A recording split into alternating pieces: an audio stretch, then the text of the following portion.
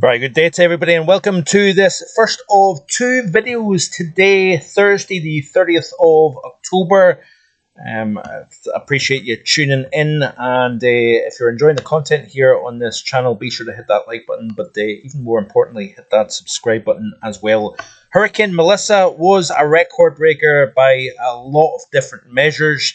It slammed ashore in the New Hope area of Jamaica back a couple of days ago as a record tying power in terms of landfall, 185 mile per hour sustained winds. Some computer estimates actually measuring upwards of 215 miles per hour, which would be essentially unprecedented in this day and age for a landfalling hurricane. Pressure 892 millibars. That also ties the Labor Day hurricane of 1935 for the lowest pressure with a landfalling Atlantic hurricane. The system then moved through after slamming ashore in Jamaica, crossed over the island, wobbling around, weakened, then re-emerged over the warm waters between Jamaica and Cuba. It then made a secondary landfall in the Santiago de Cuba region of eastern Cuba during the course of yesterday, early hours of yesterday morning, in fact, as a 120 mile per hour, 952 millibar category 3 hurricane. It's now edging into the southeast Bahamas currently. Sustained winds are 90 miles an hour, pressure now up at 974. So it was 892 in Jamaica. Then it came ashore, I believe, in southeast Cuba at around 952 millibars. Now it's moved across the eastern side of Cuba and encountering the 27, 28 Celsius waters. It is beginning to reorganize, or show it's reorganizing. And over the next 24 hours, it may re-strengthen back into a category 3 hurricane as it starts to pick up forward speed in a northeasterly direction. It will likely pass just to the west of Bermuda during the early portions of tomorrow morning. But pressure 974, maximum sustained winds 90 miles an hour, moving in a northeasterly direction at 16 miles per hour.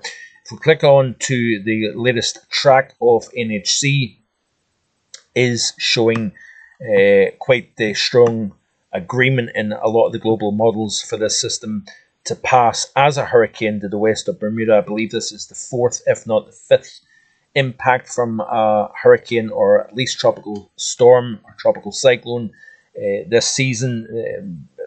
Bear in mind that Melissa was the third Cat 5 hurricane of this 25 season. This actually ties 2005 as the most Cat 5s in any given year, which is pretty impressive stuff. And this is, speaking of impressive, this is a fantastic image here from Copernicus EU. Wow, that was that was terrible. Copernicus EU, and this is looking straight from space, straight down the eye. You can actually see the sunshine on the Caribbean surface beneath here. So a truly remarkable sight to behold. This was the site here, IR imagery, showing a thick annular cloud tops in excess of minus 82 Celsius surrounding the eye wall of this system. And it's about as incredible, some of this imagery that we've been seeing in recent days, both visible satellite imagery as well as infrared imagery. Some of the most spectacular scenery or scenes that you'll ever see in a system. This was, in fact, a tie for the 1935 Labor Day hurricane, both in terms of mean surface pressure, but also wind speeds as well. But according to Brian Norcross of the of Fox Weather, computer analysis put the landfall at 215 miles per hour. So it'll be interesting to see over the next few months here when they do this kind of in-depth analysis on Hurricane Melissa, whether they actually increase the intensity at landfall or whether they maintain this still incredible 185 mile per hour sustained winds as it came ashore near New Hope, Jamaica on 1 p.m. on the 20th of August. Incidentally, the impacts in Santiago de Cuba, certainly nothing to sniff at either in terms of damage. This was the 120 mile per hour Cat 3 winds as it came ashore in Cuba.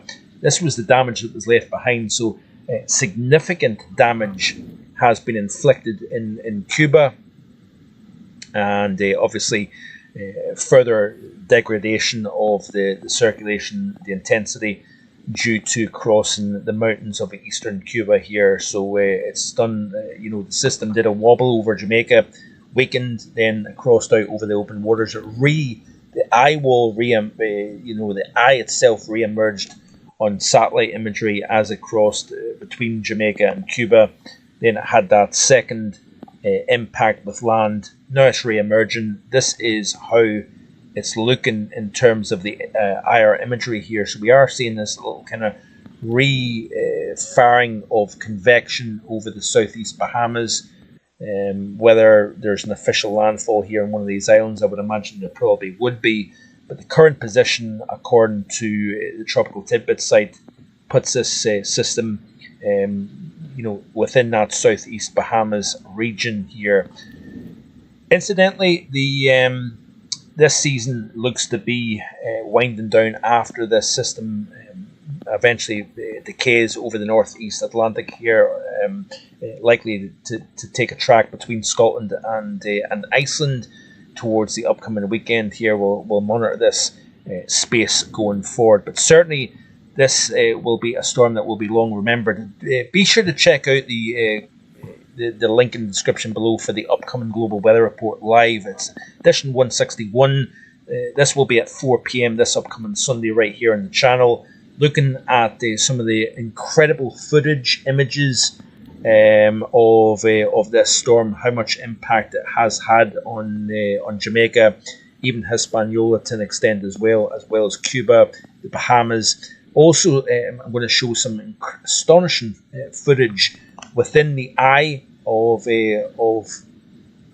Melissa, but as well as that, also some the various images and footage that has been coming out on social media over recent days as well. So, but discussing that in quite a bit of detail, as well as much more in the live this upcoming weekend here.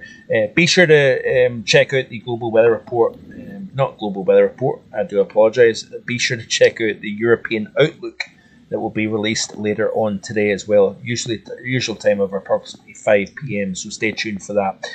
Hope you enjoy the rest of your day, and be sure to hit that subscribe button if you haven't already done so. Bye-bye.